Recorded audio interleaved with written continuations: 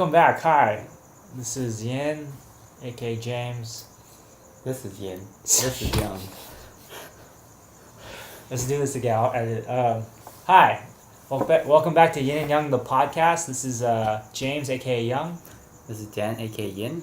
Right, and yeah. So today we're doing a special duo podcast. It's not duo podcast with just us. But in one of the rare occasions where I get to we can record with Dan. The other time I think was San Diego. Yeah. So this is fun. So I mean, I wrote down some topics we can get to, but let's just catch up with things. You're busy with work and life, I guess. Yeah. Pretty much. Work and kids. Work and kids. Yeah. It's pretty much my life, and doing things for work. Whether it's, I'm actually gonna go to a seminar this weekend. Is it like it's not like Landmark, is it, or? No. It's not a self-help thing. It's actually for certifications, for Scrum Master certification. Scrum Master? What's that? It's a way of doing projects where you break it down, and it's a methodology, guidelines of how to break down projects into smaller parts, and talking with your team every 15 minutes, or for a 15-minute stand-up every morning to see what projects are going to be done, and you kind of like prioritize all the things, and you try to make something shippable in the least amount of time. So you kind of like just prioritize everything, and it's like for developing new products and stuff. It's like sounds like project management, like it's workflow. It's very similar, but it's with a Scrum Master, it's a little, or Scrum and Agile and all that kind of different frameworks. These days, it's a little bit more dynamic. Okay. With project management, you actually list out all the things that you're going to get done in this project, whereas like with you actually with Scrum, you talk to everybody. I'm sure I'm screwing this up a little bit because I haven't got the certification yet. So you actually talk to everyone on your team. Yeah. I'll prioritize all the things that you can do and what are the most important things, and you kind of break things down into smaller bits, so it makes it more digestible. Oh, so like if you have a huge work order, you make them to smaller tasks. You make them to smaller tasks. Actionable tasks. Actionable tasks, but then you also prioritize, which are the more important things. And you push those to the front, to the top, and then once you work through those, and then you kind of go down that way. Oh, okay. And you're always like updating what is realistic and what's not realistic on a day-to-day basis. You talk to your team and say, hey, what did you guys do yesterday? What was the accomplishment? What didn't work? What worked? What should we actually prioritize? Should we change things? And you just keep on doing it that way. It doesn't have to be like a hard set stone kind of list that you have to go through. It sounds like you're interested in it. Like it seems it seems like a certain skill set you would like to acquire, maybe. Yeah, that's definitely the impetus for taking the course, and also I plan on taking this other course called Certified Scrum Product Owner. So dealing with products and stuff like that. Feature sets about what I want to envision rolling into the product at hand. And this is all paid for by the company, I guess? No. This is like all for my own benefit. Oh, okay. Yeah. So you're paying out of pocket for this I'm paying out of pocket for this. It's tax deductible, so. But who knows what the tax deductible is going to be, because next year the tax code is completely different, right? The tax law. It's going to be that different though, according to Trump? I mean, I don't know. It's pretty dramatic. Basically all I worry about is the standard deduction going to change a lot? I think it might, huh? Yeah, it's moving to like 10 grand or something. Oh. Okay. It's different for if you're single without kids. Right, okay, I'm single without kids, yeah. Whereas like I have a family, and then we have a house, and then the things that you can and cannot deduct. I don't know all the details about that, but that's why I have a tax professional dealing with that kind of stuff. Right, like I just today, because I was a little behind today, because I was there's actually like for low income people like 54K and below, there's actual service from through CSUN actually.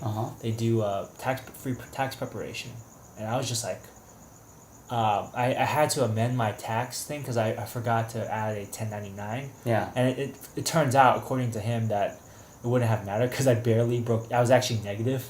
Yeah. Because it was through a rideshare company, and like Right. with gas and rental fees, like I was actually a little bit negative. Yeah. So it didn't even matter that he included it, but he found a bunch of like Schedule C deductions that I should have just put in, Yeah. and he says that with the amendment I should be getting a good almost a G back. Of, Oh, that's really yeah, because I overpaid a lot. Yeah. Yeah. So, and because I'm 1099 too, a lot of Yeah. this stuff is I pay a good amount of taxes. I don't get money back. Yeah. So I was just like, wow, like there's a lot of things I think as I don't know if you got this from your parents, but my like to do it yourself, right? You know, like just like so I was always proud like, oh, I do the taxes myself, right? But I think once in a while it's good to like get a couple eyes on it and get someone to help you, because like there's a bunch of things like I kind of miss, like the Schedule C stuff. Right. Obviously, I mean I saw it, I've done them before, but I think I was too rushed for the April deadline. I was just like, forget it. But then taking the time to amend it and like go through it, and he did it a lot quicker than I did. I was like, Right. dude, I would totally, because through that person I could have saved, I would say, a good couple hours, because Well, okay. There's one thing about doing it for yourself, but that's when you're talking about taxes. yeah I remember taking classes on taxes and accounting and all that stuff. There are a lot of different ways to get the answer. yeah There's tons of it's not even like one set way. It's different if you're like single and no kids, no house. No house is a very big thing. Oh, your taxes must be really complicated. No, it's not. I don't even think it should be that complicated. But once I got my first townhouse, my financial advisor at the time goes, "You have a house now. You should get a real CPA to take care of things," and it was a huge difference. Really? Yeah, a huge difference, because there are things that I didn't even know that you could deduct.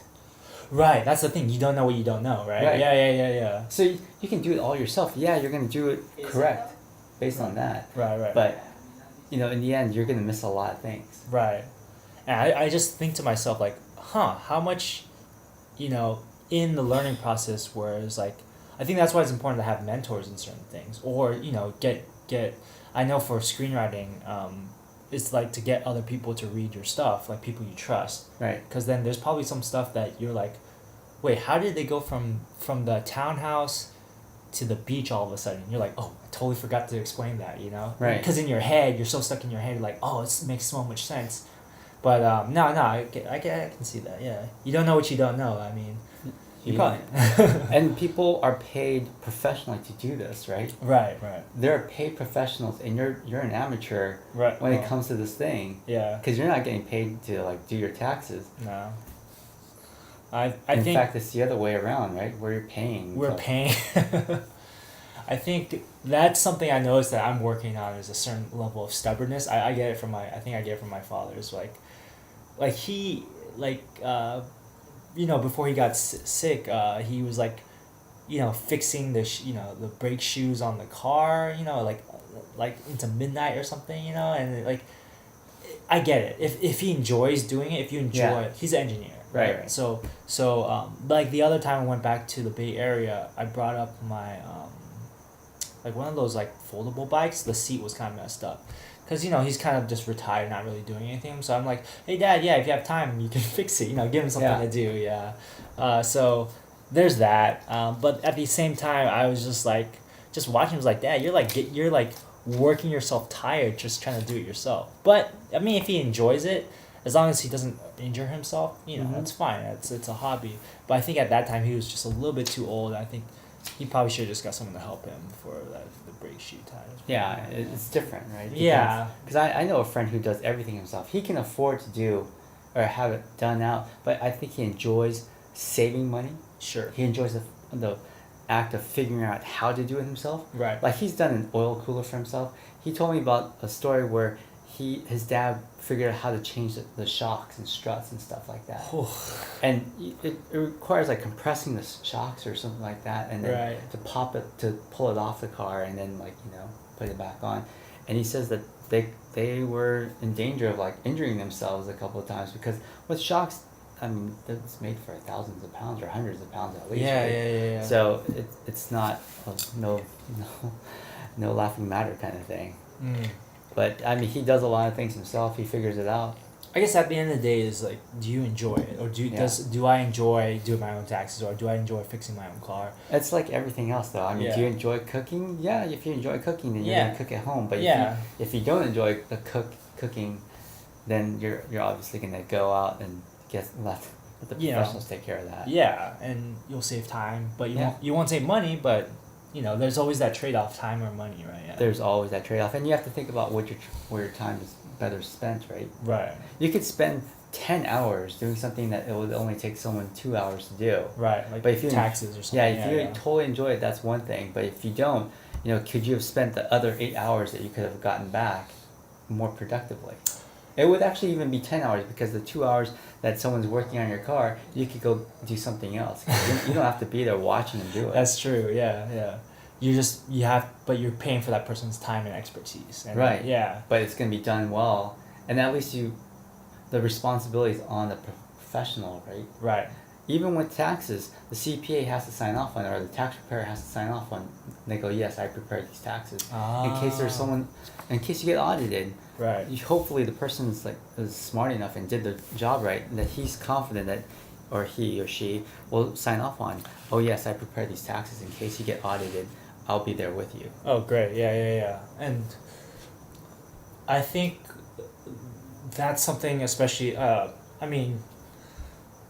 you probably pick this up as you're growing older, right? It's like you have less time for things, so you have to be more efficient. Kind of like the Scrum, like, oh, how can I better use my time, and where do my talents lie? Yeah. And, this goes back to our conversations about talent and where it's better spent. But I think the other part of the equation, like you said, is enjoyment, right? Yeah.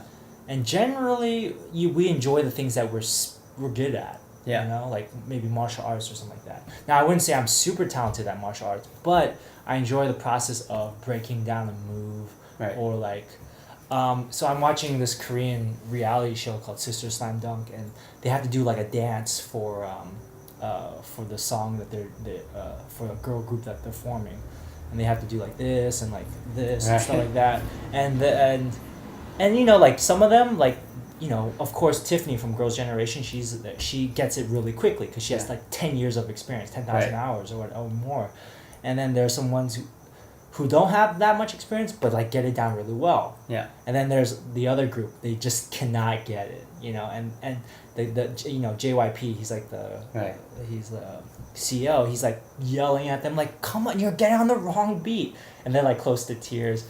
But I watch that and I'm like, oh damn. And then what's interesting, and this is something that's I've been thinking about a lot actually, is there's one girl, Jessie, and she's like talented, but she's just busy and just doesn't really have her heart in it. Yeah. And so she doesn't really, so like she show up to practice, like she did maybe an hour of practice before, like showing JYP, and he's like, like he's obviously, she hasn't rehearsed that well much. Yeah. Whereas the people who like suck, they've rehearsed a lot. Yeah. And they at least get the shape of the dance, right? And that makes me think of martial arts. Like, yeah, I enjoy like doing the movement, and so. But the lesson I got from the Jessie situation was like, so there's a term in like 小事lão老，大为必加. So that means like 小事了了 means 小时候, when you're a kid, you may be talented at something. I think 将位 or like 大为必加. So like when you get older, doesn't necessarily you'll be great, So I think I was kind of looking at like, so basically after like he scolded Jessie like, hey, if I had as much talent as you, I would want to be the best, you know? And like, you've got talent, like even when she does the move half-heartedly, it's way better than those people who spend like so many hours. Yeah. Those other two, right? But she just doesn't know it. She hasn't memorized the basic mechanics. And he's like, dude, if I had your talent, like I would try to be like the best at that, because she obviously has talent for dance and for singing. And that made me think about, I do notice that I have, growing up, I had certain talents in some things, but I don't think I had the work ethic, or I didn't have that mentality to like really push myself. And I think part of that was I'm never gonna be able to compete at world class level, or maybe I just wasn't that interested too. Maybe I was a kid, I like to mess around. Or whatever. We actually talked about this, right? Yeah. Previously, we said like you can to become great at something. Yeah. There is that circling back. You have to have a certain amount of talent. Yeah. You can have all the work ethic you want, but if you don't have a little bit of talent, right, you're not going to be a world class MMA fighter or martial artist. Right. And then you're like, no. If you work hard enough, you can get to that greatness level. You can get to a basic level. You can get to a really good level. You can get some people depend, and of course this is a spectrum, right? Like right. How talented, right? How hard, But I remember you're like, no. if you work hard at it, you're gonna win. You're gonna do it. Yeah, like Rock Lee status. Yeah, from Naruto. Yeah. But it's not that way. I think I'm turning around and going back to your argument about like those 10 hours that they could have spent learning how to fix their car or just get someone to do it. Maybe they're instead of learning how to fix a car, maybe they can spend that time. Maybe they're good at guitar. They should be practicing guitar right. during that time. Or like dance or whatever,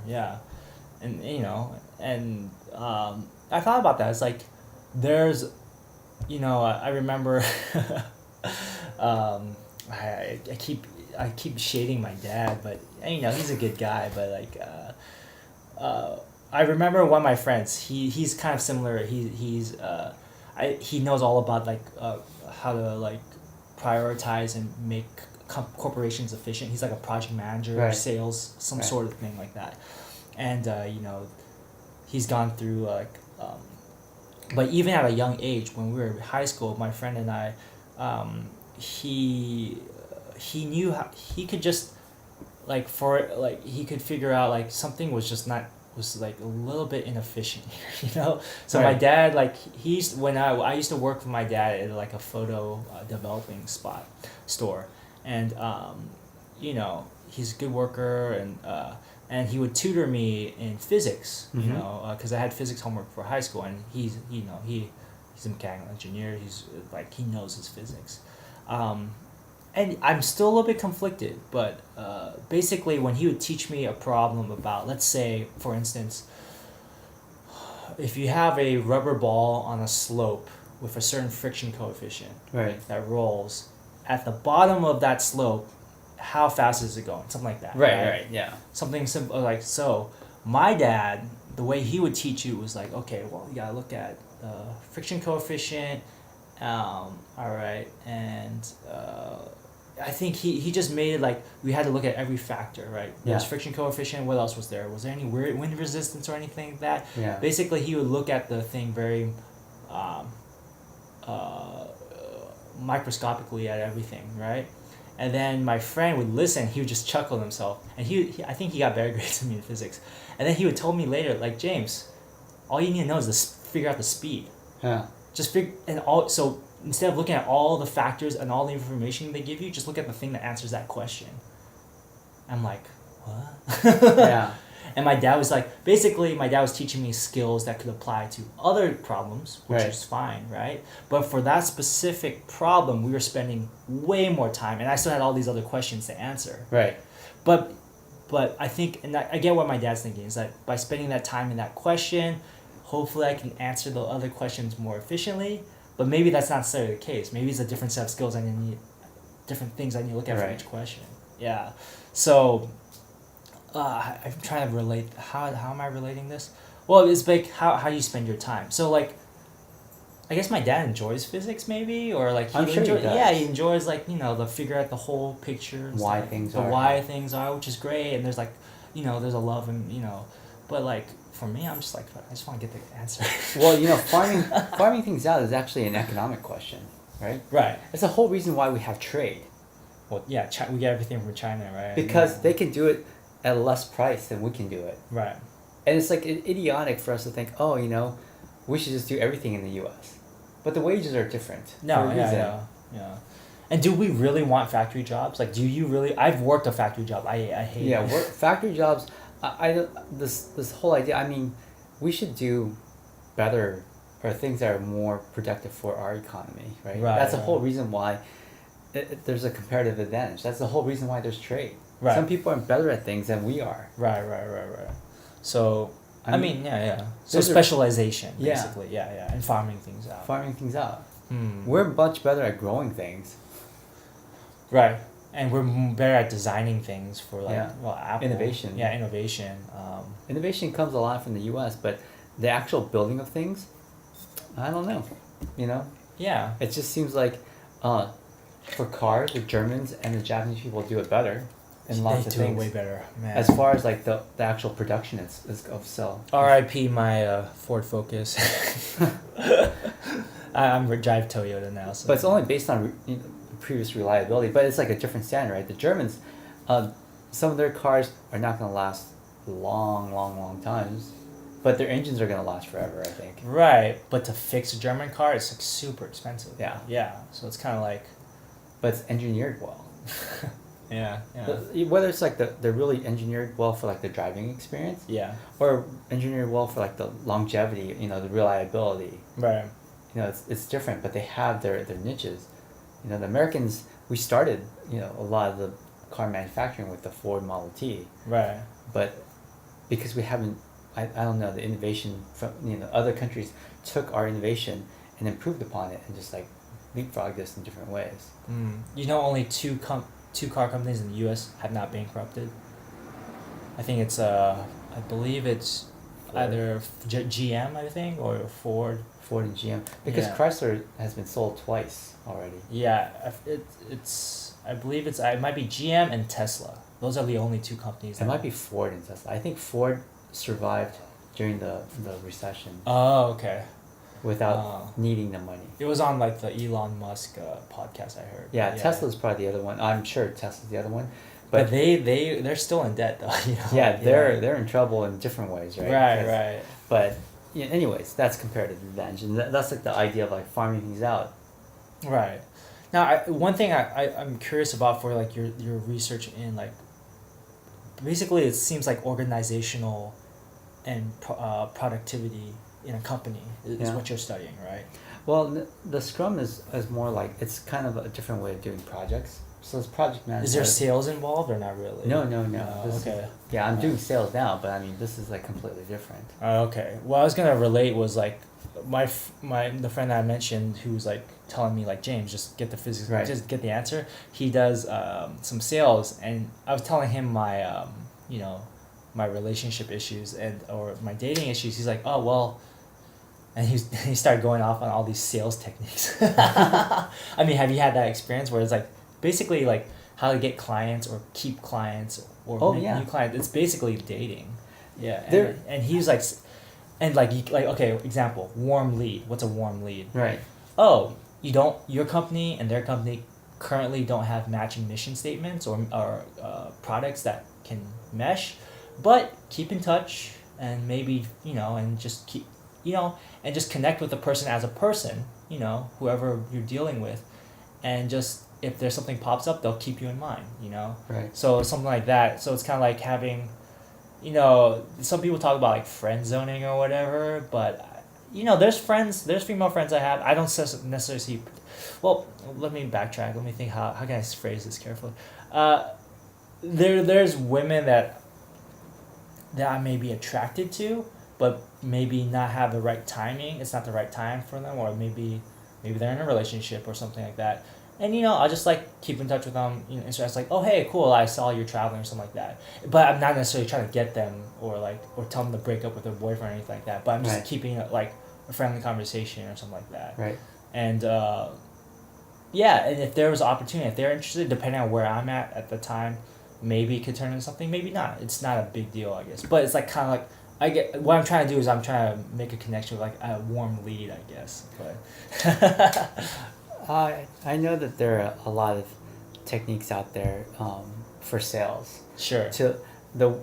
It's primarily a car salesman kind of manipulation. Have you ever gone to a car dealership and started talking to someone? Yeah. And there are some people who you can feel like the grease coming off of them. Like some of them are really cool, like, hey, this is how much it costs, blah, blah, blah. Right. But I remember going to this one dealership in Culver City that's no longer around. Yeah. It was for Subaru. They go, so, are you ready to buy a car? I was like, no, I'm just thinking about it. He goes, well, if I think you're ready. He goes, I don't think I'm ready. He goes, if you weren't ready, you wouldn't be here right now, would you? Oh God. I was like, God. Yeah, I think I'm going now.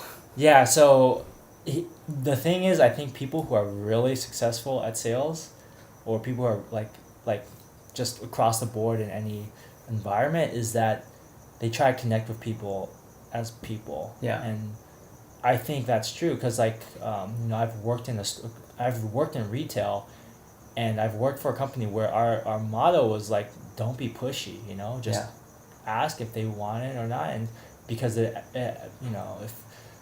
think the actual so what you're talking about is kind of like the pickup technique stuff, the manipulation stuff, right? Yeah. So that's why I was a little bit hesitant to talk about like warmly, like that's kind of like, oh, I want to keep her around just in case, but what I mean is more like, I don't mind I like having female friends, right.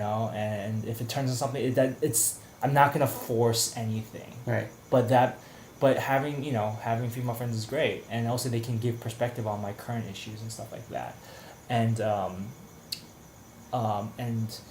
so I think the greasy car salesman, that's kind of like just like pickup techniques, like, oh hey, I don't like your shoes, like negging, like there's a technique called negging, like, hey, I don't like your shoes, and she's like, oh whoa, and she's like super hot or something, like, whoa, no one's really said that to me, hey, I'm interested in this guy, like these techniques, basically you're putting on a front, but once you get into a relationship with this girl, like you can't really use those techniques because you have to be yourself, right?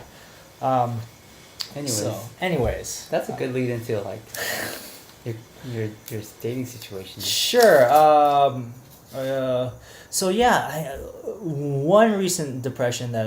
recent sadness I had was like I hit off with this one Chinese American lady. She's just like a few years younger than me, and we hanged out in, near downtown, and I thought we hit it off really well, and we kept in touch. But she was super busy with work, so a couple weeks later, tried to connect with her again, and we were texting. And we were trying to set something up, and I think what did it was like maybe I've self-sabotaged. I'm not sure. I was gonna ask your opinion, but like, let's see. Hold on a second. Yeah. I'm gonna close the door. Yeah, that's all good. I'm trying to find the text message. I'm not gonna show the audience, but I'll show you. People are raiding our recycling bins. Oh, are you okay with that, or? I'm completely indifferent about that. But really, when my mom was visiting, she was like running those people out of our. Wow. Yeah, she was like talking to them and trying to get them to get away. Okay, so basically here, so she's been super busy with work. That's her, right? Yeah. And then that stuff, don't read it out loud, but I'll summarize. As Dan's reading that, I'll summarize for the audience. Basically, she was super busy with work, and she's like, okay, ask me about my weekend, and I'm like, oh, I've just been entertaining some friends out of town. Hey, I mean, if next week, if this week doesn't work out, I told her, hey, maybe next week, or if you want, we can catch up on the phone or something. It's been a while, ha ha ha. And then I follow up. She didn't respond to that, and I don't know. What's your thoughts? She's not interested. Yeah. Probably.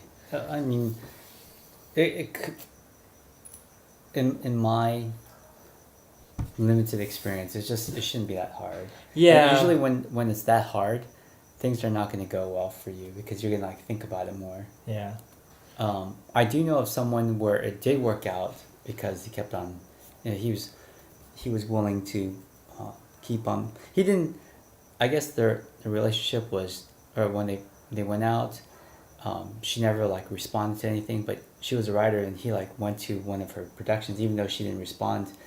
And she spotted him in the audience. She said, "Oh, this guy's kind of cool," even though I didn't respond to his things. Yeah. He still showed up for my things and tried to provide support for my. I've done that before, yeah. Yeah, and it worked out for him, but it doesn't sound like it worked out for you. Yeah. It could work out, but I think that if you keep on, pursuing things, and it's not like being reciprocated. Yeah. That this is basically a sign. Like if a girl like pursues you, right? Yeah. And you're like you're not interested. Yeah. What do? You just kind of ghost her.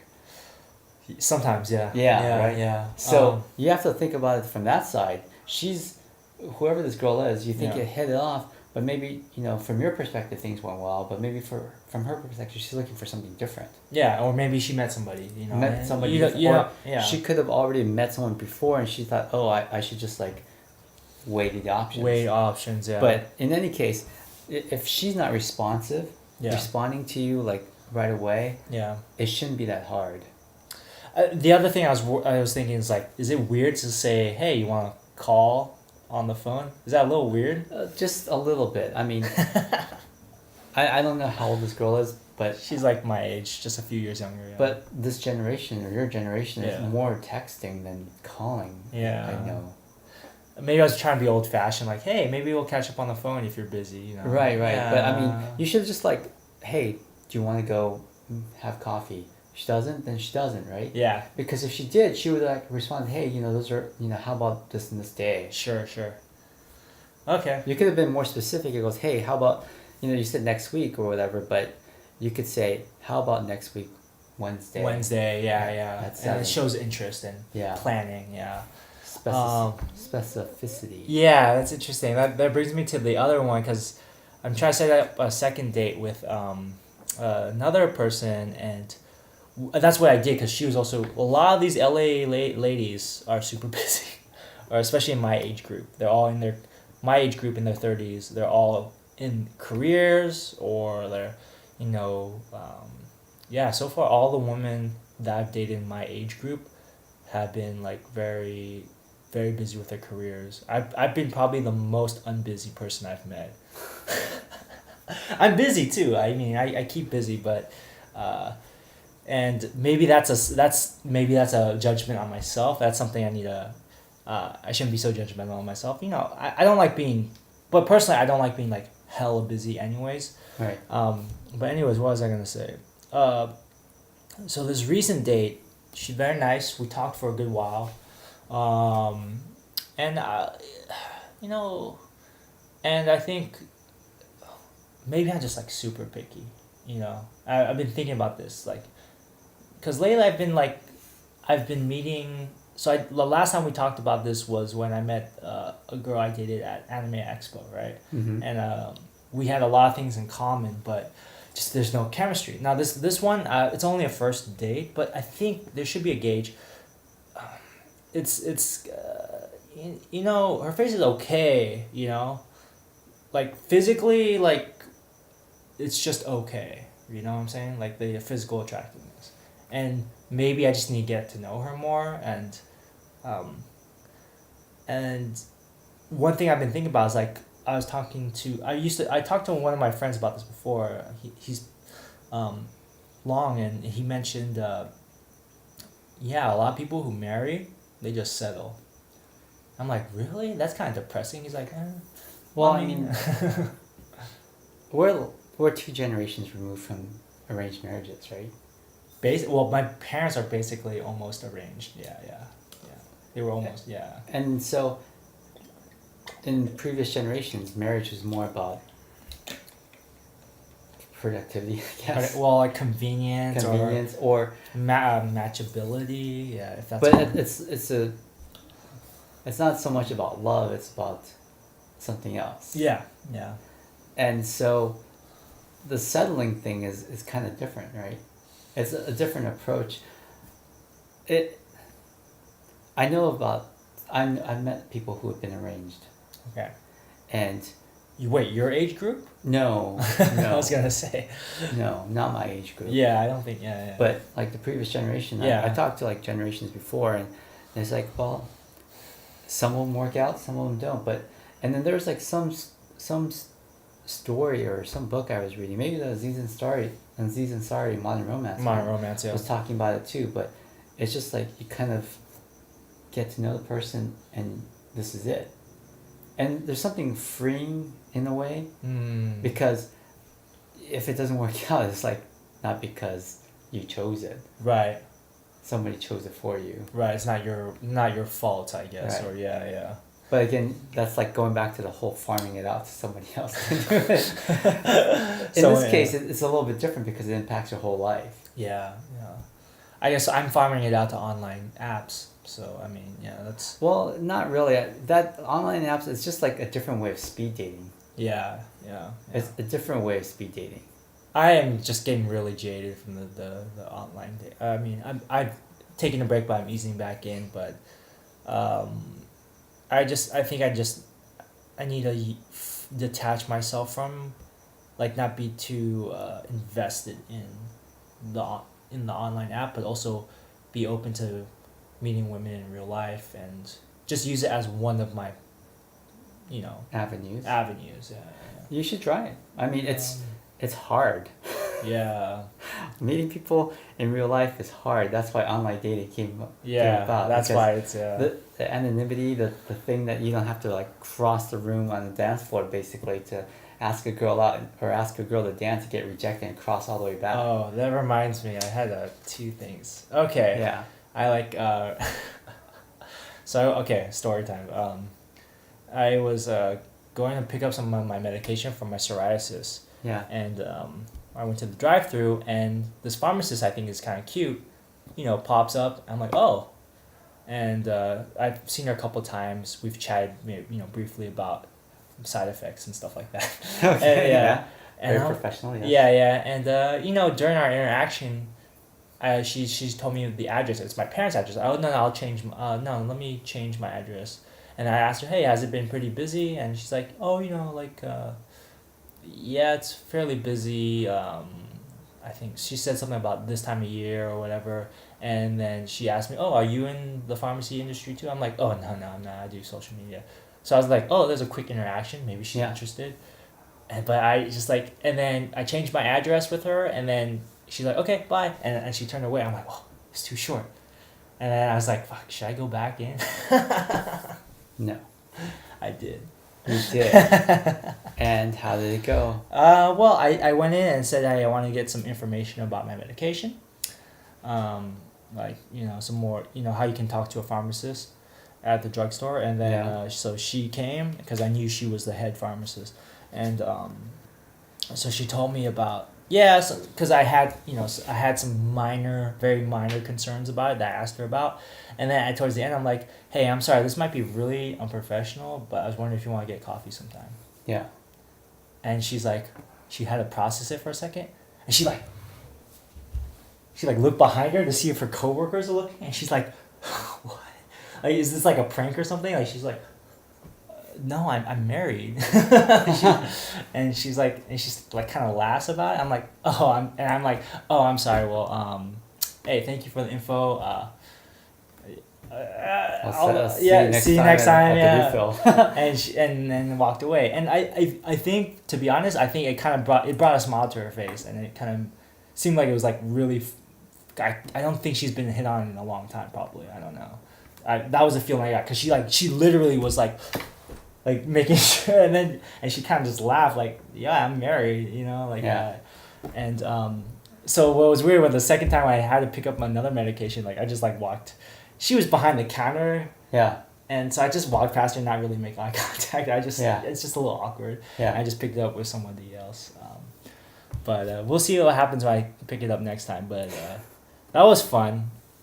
How do I feel about that? I think it was fun. I wasn't very creepy about it or anything. I don't linger there, Well, I have another story, but any comments on that one or? No, well, going back, at least you had a valid reason for going back, although it's thinly veiled. Thinly veiled. But it at least was not just a non sequitur where you're just like, hey, how about coffee? Yeah. I said, hey, I mean, this might be very unprofessional, but blah, blah, blah. And the other time was I told you about the experience in Korea where I gave there was a group of girlfriends and I just gave my number. So I don't know what it is about Korean stuff, but I was in K-Town with my bro and his wife, and one thing I do now, and I don't know if you have experience with this, was that I got a piece of paper. I wrote down my number because I thought the waitress is cute, and then so I was eating, talking with my brother and my sister-in-law. And then towards the end, I'm writing something my number onto a piece of paper, and my brother's like, "Hey, what are you doing?" I'm like, "Oh, just writing something down." He's like, "Oh, okay." So what I do is I don't tell people I'm gonna do it. Right. I keep it as a private thing, and then I do it first, and then I talk about it. Yeah. Because I feel like if I talk about it, it kind of diffuses the energy a little bit. Right. Yeah. So I wrote it, and so when my brother and sister-in-law walked out, I went up to her and it's like, "Hey, sorry." She's like, "Huh, what?" She was on her way to another table. Yeah. And I'm like, "Hi, excuse me." So she had to spin around. I'm like, "Oh, hey, sorry. I just wanted to say I think you're pretty. I was wondering if I could give you my number or something." And then she's like, oh, she laughed and said, "Oh, what? I'm married." I'm like, "Oh, congratulations," because she looked kind of young. So I'm like, "Congratulations." She's like, "Okay," and then I just went out. So those are two experiences I've had recently, and that was after the one I just mentioned with the K-Town waitress was, I think prior to that I was at a supermarket. I saw this really attractive lady. And she was like lingering near me too for some reason. Yeah. Like I was getting some mochi. Uh-huh. And I don't think I really needed it, but I was just looking at it. I was just trying to find a reason to get closer to her. And but I like mochi. And then and she kind of lingered around too. I'm like, okay, maybe I should go say hi, right? And then I just like walked past. I chickened out, and I was circling back to maybe like talk to her again. And then her like sister came up and like she's like, "Hey, you want to buy this?" Or her roommate or whatever, I don't know, and I just like walked away, and so I lost that window of opportunity, and so I was kind of like what's the word, Hesitant. I felt what's the word, it's not like Regret. I felt regret. It's kind of like a word of regret and resentment towards myself, kind of. So that's why I felt a little bit more bold in the K-Town situation, maybe, I don't know. But those are two stories I had recently. I think I'm getting better. I think now I'm kind of like what you were saying when you used to just talk to random women. Was that like, what do I have to lose? Like, you know? Yeah, I'm telling you right now, I got like nowhere. Right. So I got nowhere. So here's the flip side of this though. Sometimes if I'm trying to get work done at a cafe or something. Yeah. And I just like every cute girl I see, I'm like, it just disrupts me.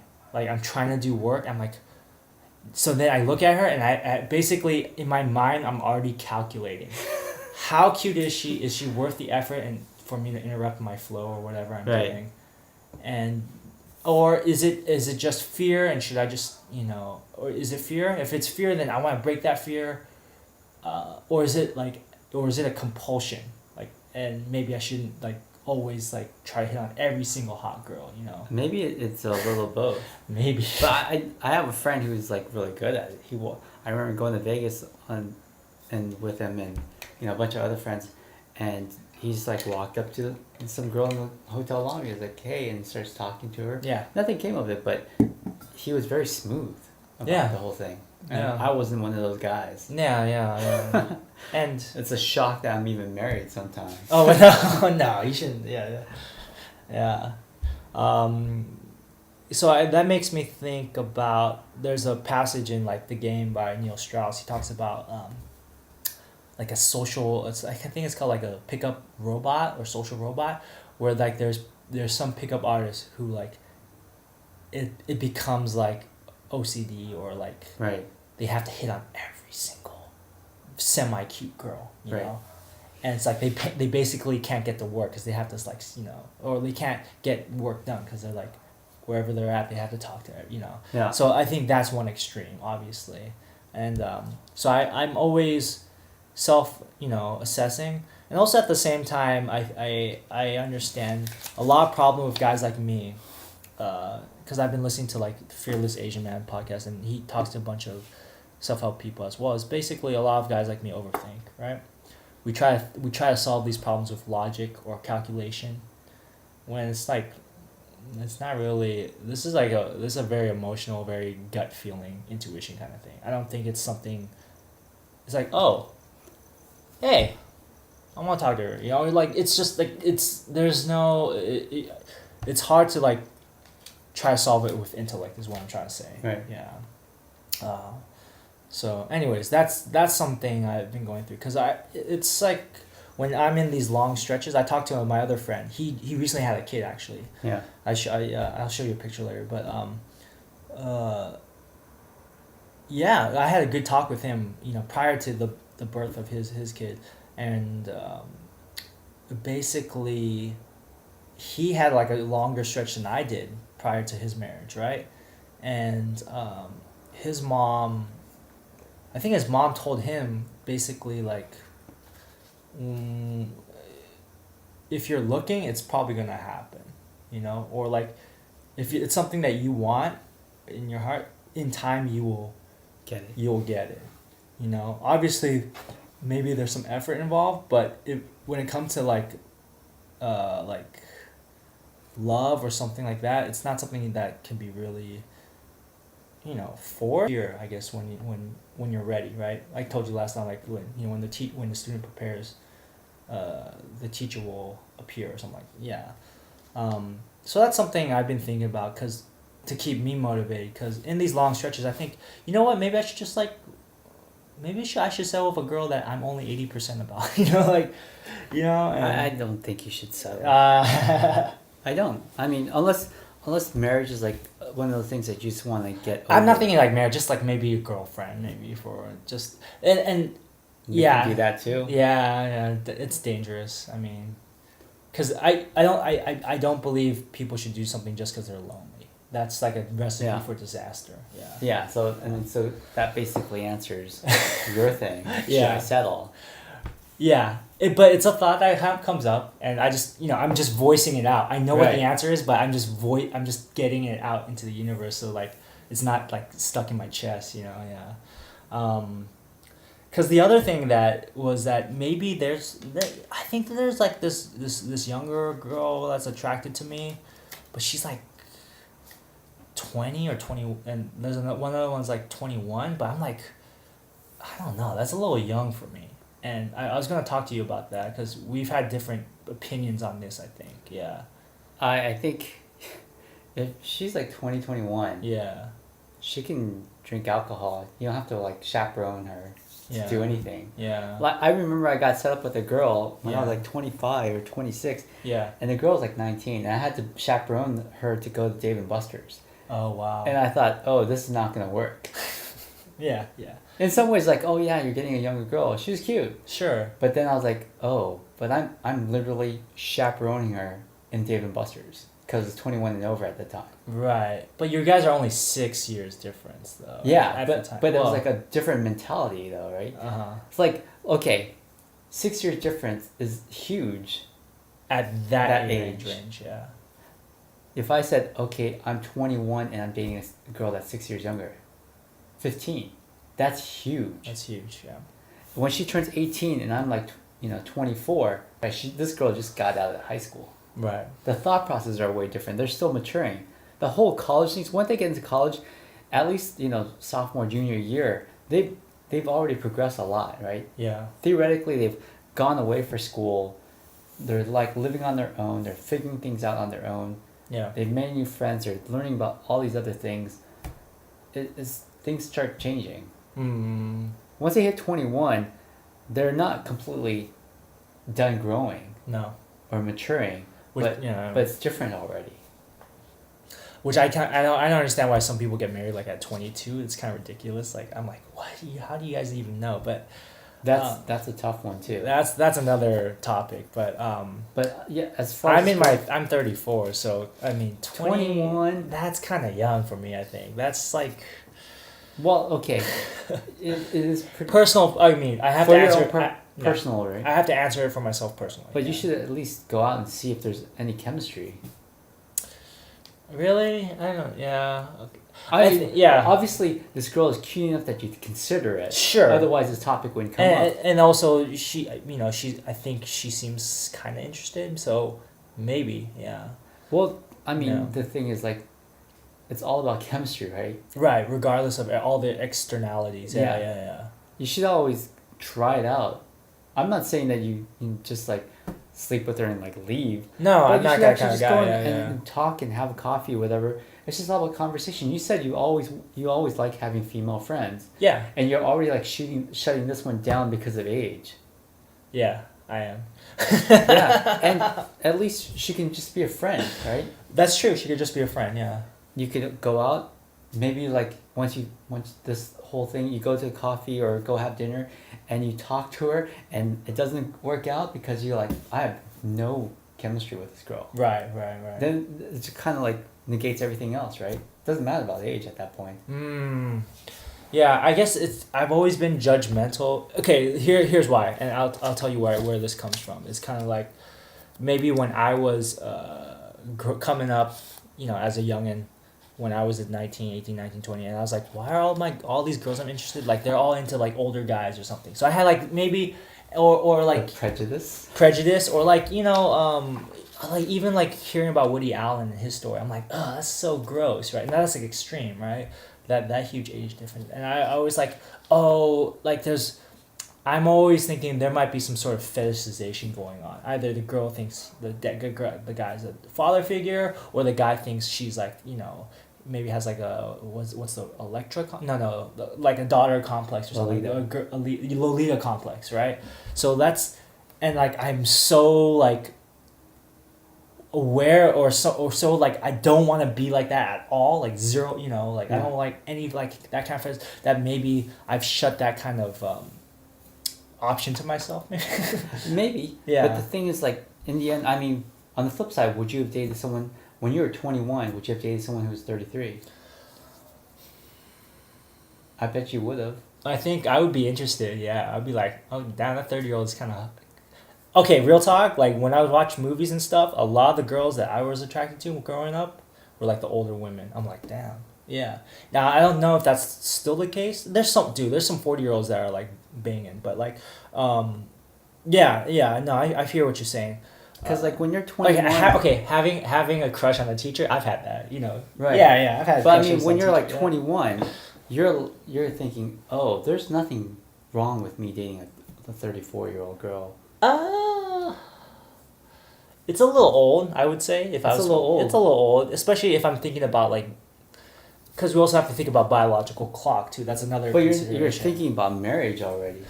Yeah. Okay. Yeah. I'm already thinking endgame. You're thinking like way ahead. I'm sure the idea is that you want to date someone that you want to marry.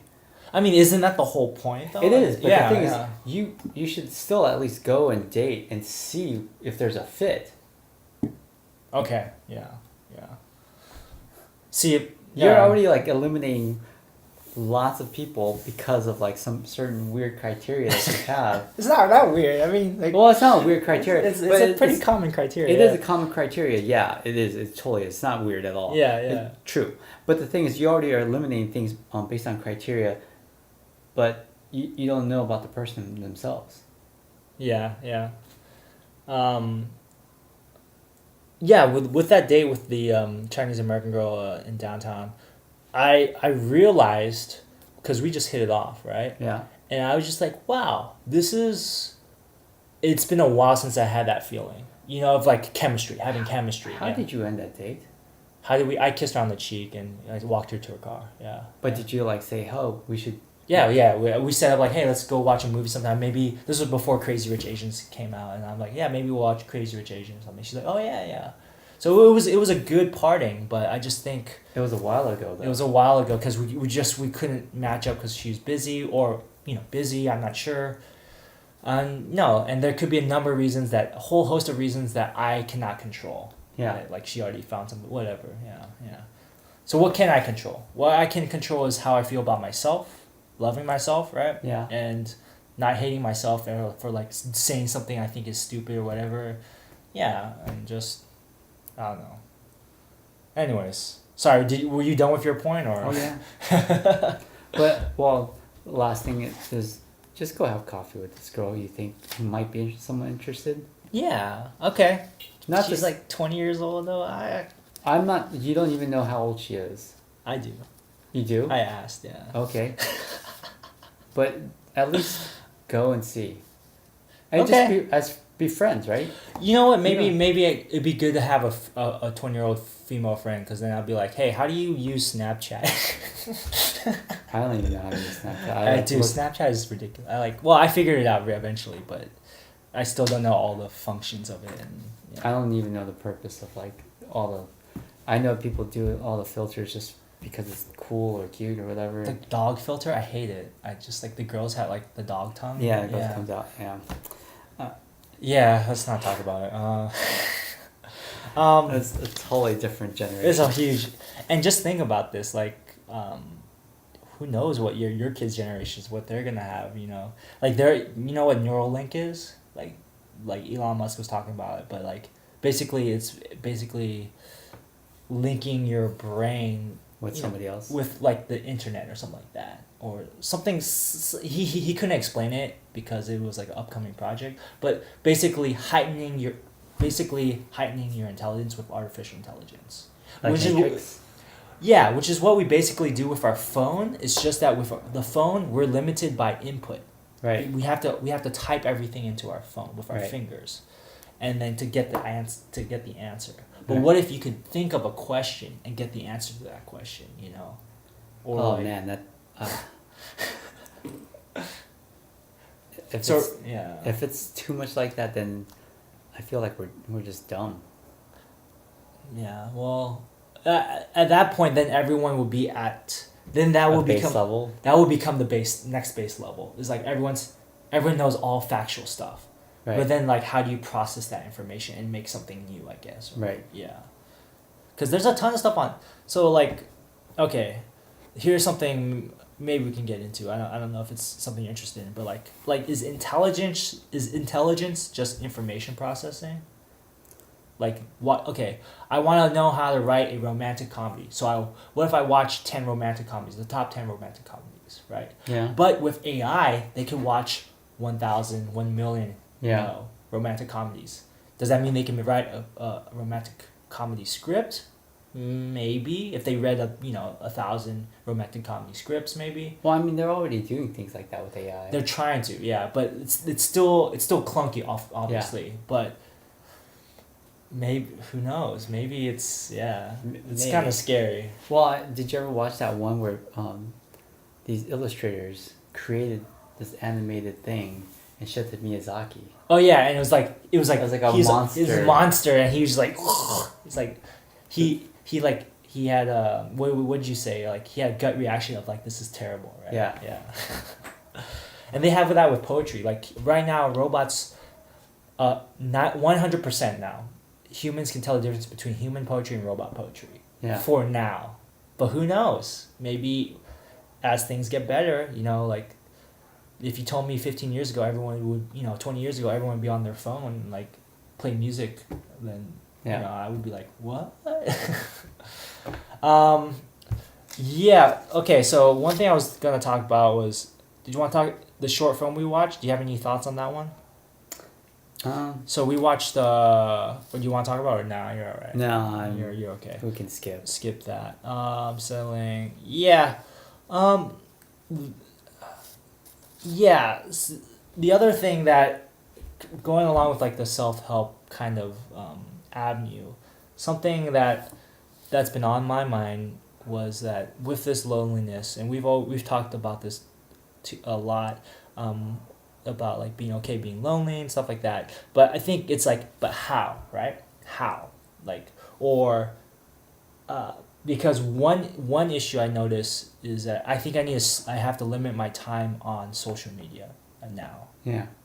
Because I'll see my friends, they're married, they get kids, or they're dating someone, or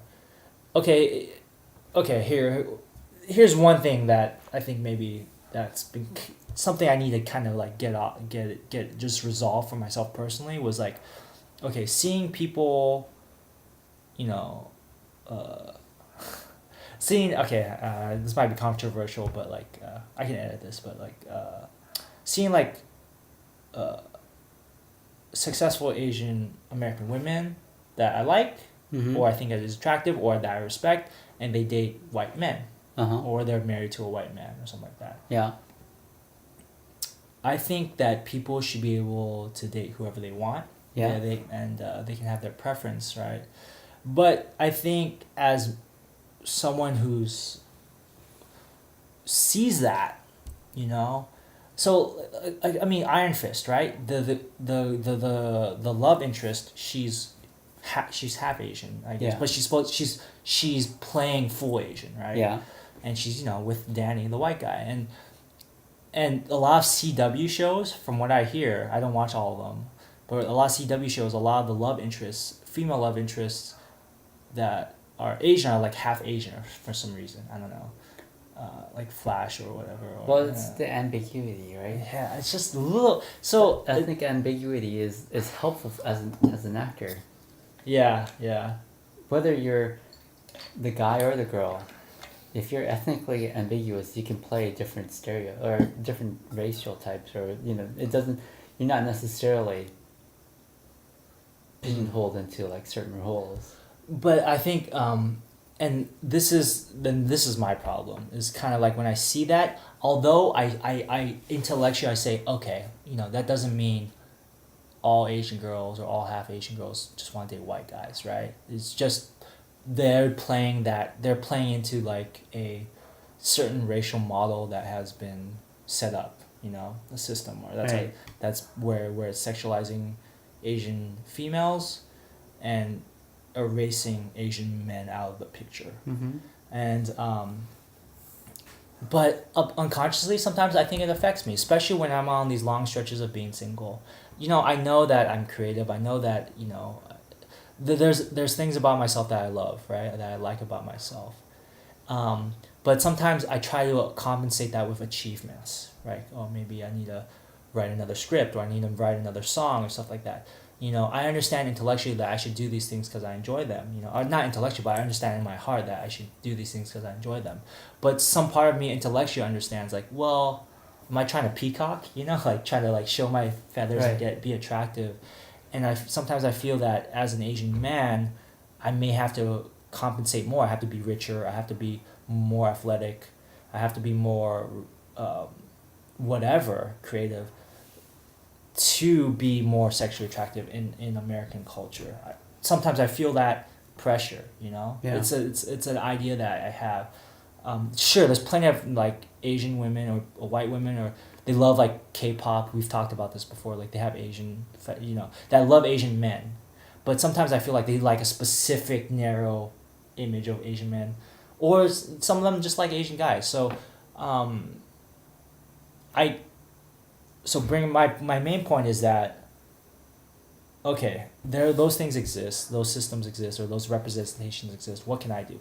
Well, if I want to create representations, things that I like to do, like film or story, maybe I won't create those kind of representations, which is why I was really kind of angry to all the boys that I loved before. I think that was an opportunity for them to like change the perception of, you don't have to be Asian girl to aspire to be. Like it seemed like one of the theses of that film was that it's okay to humiliate Asian men as long as because they watch Long Duck Dong, right? Yeah. And then the girls are like, oh, well, yeah, that's racist, but Jake Ryan, the lead white guy, is so hot. They didn't say the lead guy is so hot. So it's kind of like, oh, what? Like, and the other thing was that when the Asian girl gets, spoiler, when the Asian girl gets the white guy, it's kind of like, oh, Asian women are just or a better option than white women or something like that. There's like this kind of weird interpretation you can get from it. So all these things that I can't control, what can I control? I can try to tell stories that don't represent something like that. And also I can be better to myself and like, I don't know, because it seems like you don't care about any of that. Like it doesn't faze you. I think it bothered me more when in college, maybe. Yeah, because it phases me. Like in college, like one girl told me like she doesn't like Asian guys. Like, yeah, I met those girls too. Right. And it bothered me before, but in the end of the day, it's like, would I even have chemistry with this girl? Yeah, exactly. Like, do I even want to date a girl like that? No, probably not. The chemistry might not be there, right? Right. Because like that has like some weird. She has issues that she's working through. Yeah. Obviously, and am I gonna be the psychiatrist that's gonna like break through? No, you don't. You don't. That's not your job. That's not my job. That's not your fucking job. But the thing is, like, you meet this girl, she's not interested. Okay, for whatever reason, right? Right. It doesn't matter. It's just she's not interested. Move on. There's other girls that you can talk to, especially in LA. Oh yeah, and one girl I met in undergrad many years ago she was Asian American, right? She grew up predominantly in a white neighborhood, and I remember talking to her. I wasn't that interested in her, but we were just talking as friends, and she's like, you know what? Prior to college, I never really found Asian men attractive, but there's a lot. There's some attractive Asian guys here, and she eventually, I think she married or she dated one long term, and it was just exposure. It is. Yeah. I mean, I grew up in San Diego, and a number of Asian girls in elementary school, especially in junior high school, was very limited. Oh. And I was like more attracted to like white girls because the Asian girls there were like, okay, they're there, right, but they weren't attractive. And it's a small pool. Small pool. Yeah. If the girls were like Asian and attractive, it'd be a different story. And my perspective completely changed when I went to a junior high school in 8th grade in Gardena, where there were tons of Asian people. Right. I was like, oh yeah, and no longer was like the stereotype, because for me, when I was growing up in elementary school, it was me who spoke with no accent, and some other kids who spoke with tons of accent, a really thick accent. Yeah. But once I got to Gardena, I was like, oh, there are other kids like me who speak with no accent. But not only that, they're not really doing well in school. I met some kids who were like skaters. Yeah. They were just like, they were like fuck-ups. They're fuck-ups. And there's fuck-ups in every race. Yeah. But I didn't see that. Not to that extent. I mean, the Asian kids I was going to school with, they were really intelligent. As in elementary, you mean? In elementary, they were intelligent, but they weren't necessarily like pushing themselves to be better. Right. You could see the intelligence, but they were screwing up in different ways. But 8th grade was the first time I met. Oh, there are skaters who are just Asian American, but they're just American. Yeah. They just look like me. Someone asked, I saw cute girls that were Asian at that time. I was like, oh, there are cute girls that are Asian in real life, not just on TV or movies. And even like the old kung fu movies, the girls weren't necessarily really pretty either. Right, they're stylized too, so it's like you don't really get that style. Yeah. That makes me think about like where does attraction come from? So they do research on like what the symmetrical face, bust, hips for hip bearing, for the kids. Like there's an evolutionary idea, but I also think that there's a part of attraction that's manufactured, obviously. Yeah, it's kind of like what you're saying, like exposure into your society, but also like media representation. And a lot of, it wasn't until the Hallyu, like the boom of K-pop, that I think a specific style of Asian men are promoted as very sexually attractive now, and it's right. But Asian men have always have always been Asian men. Some are attractive, some are not, obviously. So I wonder. So I always I get arguments with one of my friends about this, is that when he sees a Asian girl attracted to a white guy. So when I see that, sure, there's some part of me that dies inside. No, it's like there's a part of me that's like, okay, maybe there's a but I'm open to possibility that they really they have a story of why they like each other.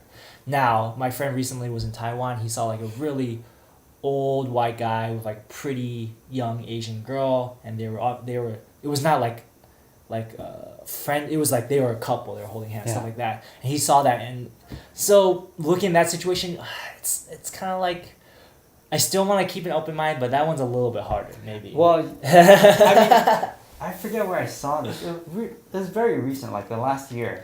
I saw something similar in the States somewhere. I was like, oh, that looks like a mail-order bride. Yeah.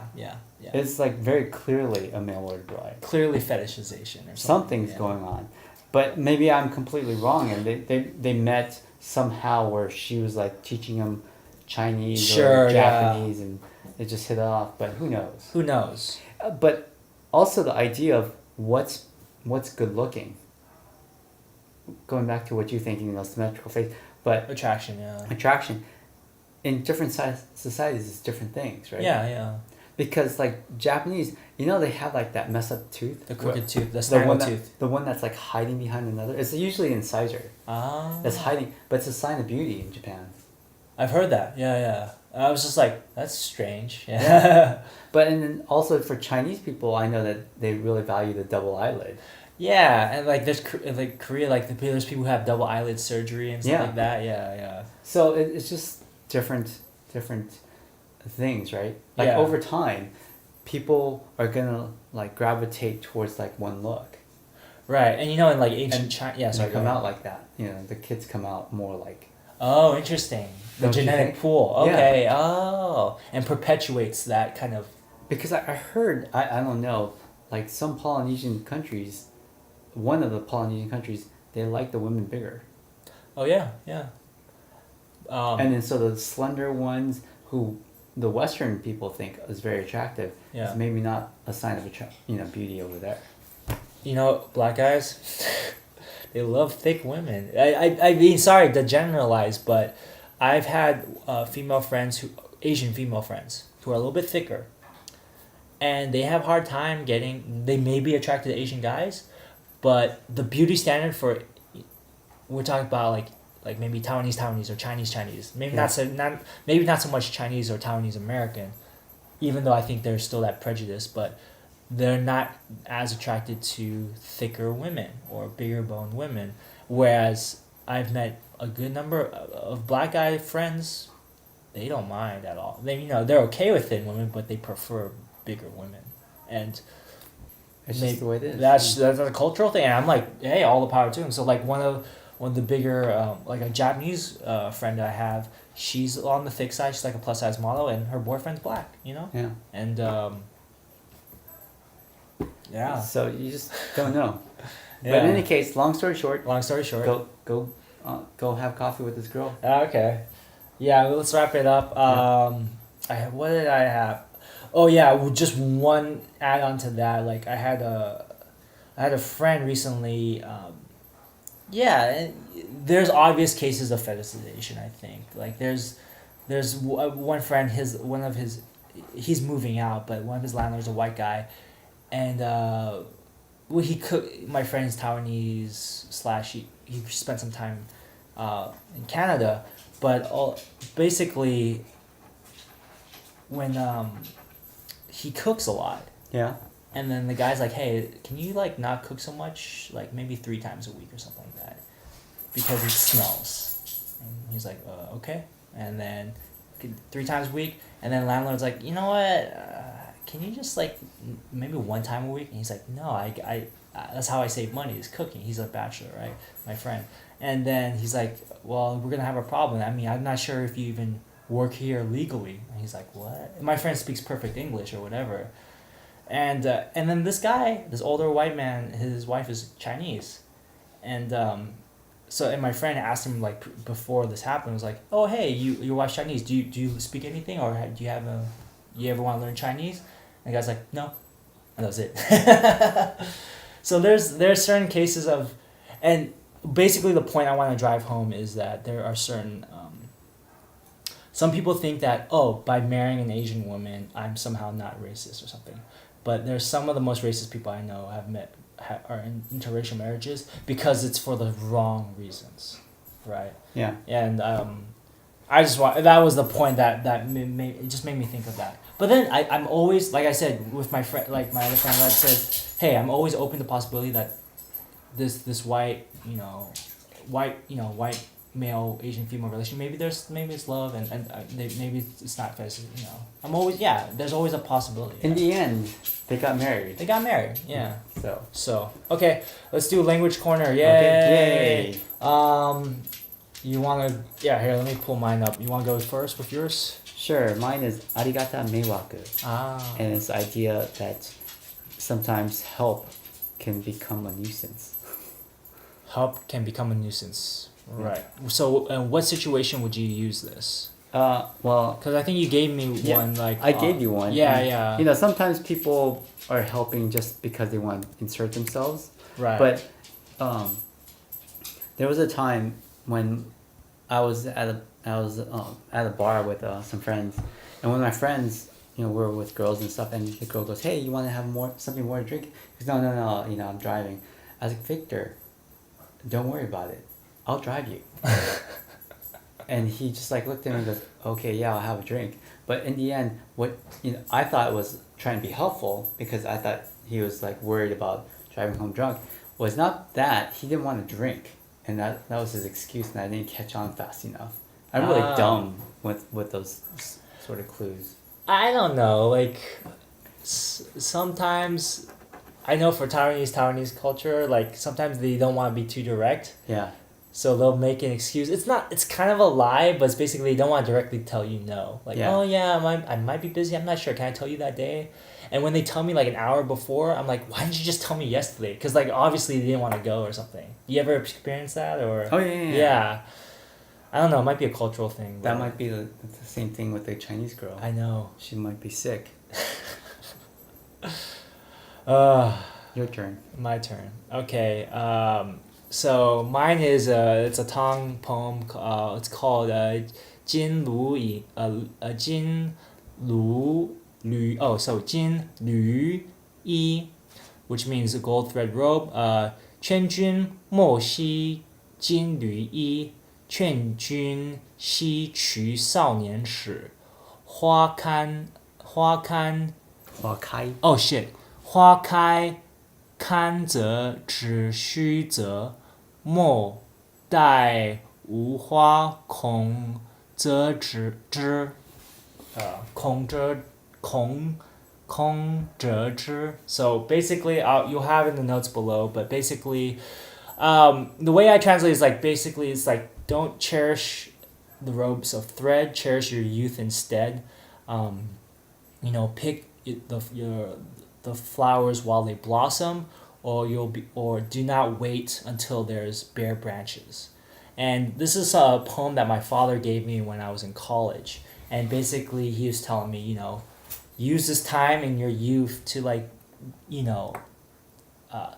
he had his own, their own ideas of success, like get a good job, save money and stuff, which is fine, get stability. But I took it as like, okay, I need to explore the world. I need to, do the things I want to do and not wait. And so it's been helpful. And the thing is that I would say that every moment, one thing you told me before was that, because I was telling you about my issues with being older. Yeah. But like obviously you're older than me. Yeah. And it's like while you're still alive, there's still possibility. Yeah. Basically. So I kind of want to give this out to my dad too, because I think because he's older, he feels like, and it's fine. I don't want to be too judgmental, but he just wants to relax now maybe. But I always get the feeling maybe he feels like his time's up, but I don't think so. I think if as long as you're alive, there's possibility, and you can do whatever you want. Like Colonel Sanders' story, Ray Kroc as well. Right. So, and if you want to just relax, that's fine too. But the flowers are open to you guys. Every moment is an open flower season. And we'll catch you next time. Thank you.